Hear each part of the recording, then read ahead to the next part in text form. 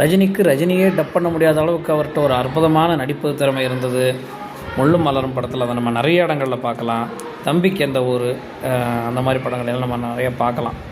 நிறைய படங்கள் அது இருக்குது. ஆனால் அதை நம்ம தேடி பிடிச்சி பார்க்கும்போது நமக்கு இந்த கலைஞன் ஏன் இந்த விஷயத்துக்காக அங்கீகரிக்கப்படலை அப்படிங்கிற ஒரு மிகப்பெரிய ஒரு ஆச்சரியம் இருக்குது. இதை பற்றி பேசும்போது இதே மாதிரி இன்னொன்று நடந்திருக்கு. அது நடிகர் பிரதாப் போத்தன் அவர்களுக்கு மூடு பனி அப்படிங்கிற படத்தில் நடந்திருக்கு. படம் பூரா அவருக்கு பாலுமகேந்திரா அவர்கள் தான் குரல் கொடுத்துருப்பார். ஆனால் கடைசியில் தன்னுடைய தாயை காட்டிக்கிட்டு அவர் ஒருத்தர்கிட்ட மாமா இது அம்மா அப்படின்னு சொல்லுவார். அந்த இடம் அவருக்கு யாருமே டப் பண்ணலை. அந்த இடத்தில் பிரதாப் போத்தன் அவர்கள் தன்னுடைய சொந்த குரலில் தான் பேசியிருக்காரு. நான் அந்த படம் பூரா கவனிச்சுட்டு இந்த ஒரு இடம் மாத்திரம் என்னமோ தனியாக தெரியுது அப்படின்னு சொல்லி அந்த இடத்த தனியாக கவனிக்கும்போது எனக்கு ரொம்ப ஆச்சரியமாக இருந்தது. அந்த கலைஞனுக்கு இந்த இடத்துல ரிப்ளேஸ்மெண்ட்டே பண்ண முடியல. பார்த்திங்களா, எங்கே ஒரு கலைஞன் ஜெயிக்கிறான்னா அந்த கலைஞனுடைய குரலுக்கு மாற்று வழியே இல்லை அப்படின்னு ஒரு நிலை வரும்போது அந்த கலைஞன் எல்லோராலும்